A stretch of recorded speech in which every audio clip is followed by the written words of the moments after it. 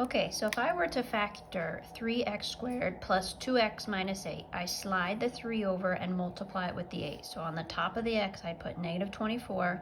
The middle coefficient goes at the bottom. So I'm trying to find factors of 24 that add or subtract to 2. So I would use 6 and 4. I would want one of them to be negative, so I'd put the 4 negative so that it would add the positive 2. Now, here's the tricky part. This part drops straight down. The last one also drops straight down. This middle one will break into the two numbers that you found in your x. That's the important part. So I would write it as 6x and negative 4x because that's what I have over here.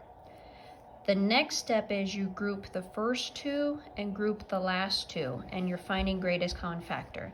So the biggest number I can divide 3 and 6 by is 3.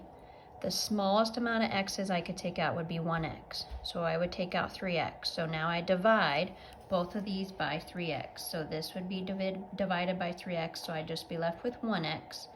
This would get divided by 3x, so I'd be left with just 2.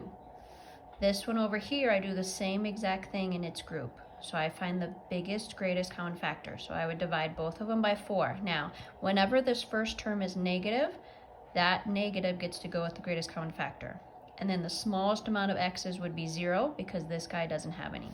So I divide them both by negative 4. So I would get positive x and plus 2.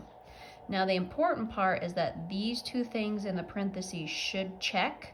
They should be the exact same. If they're not, then we've done something wrong with our greatest common factor. This part that is the same, that just gets to pull out to its own factor. So you just take that out.